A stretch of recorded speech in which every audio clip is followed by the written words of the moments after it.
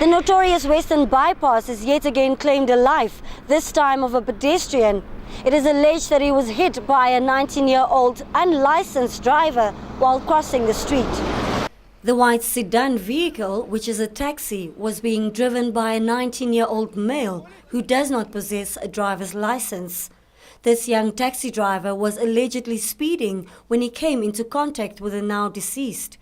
The impact was so forceful that the victim was flung meters away from where he was struck, ripping off his leg. His lifeless body lay on the road. This 19-year-old at this stage has no driver's license, and he has previous infringements where we already addressed the issue of the driver's license with him, but he did not seem to take heed. So we've on 2 different occasions already fined him for driving without a license. We've fined him for driving inconsiderately, and unfortunately this time it ended in this fatality.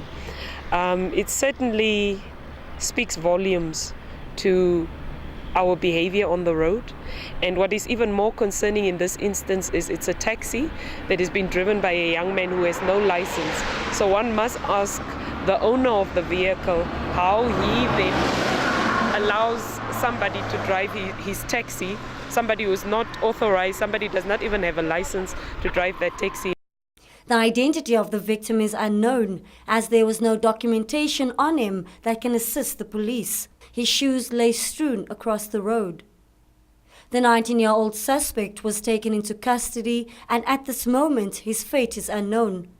The owner of the taxi will also feel the long arm of the law. In another incident just yesterday, a man whose age and identity remain unknown was also struck by a vehicle and killed on this very same highway. This is certainly one of those things that we want to caution vehicle owners, that one does not always intend for things to go wrong, but sometimes things can go so wrong to this extent. And I'm sure, often when we give our children or young ones in our homes, in our families, our cars, knowing they don't have a license, knowing they're intoxicated, knowing that they should really not be on the road, we are actually placing them in direct risk like this. This is not the first accident of its kind, and if drivers and pedestrians' attitudes do not change, unfortunately this will not be the last. Reporting for the News on 1, I'm Bromalda English.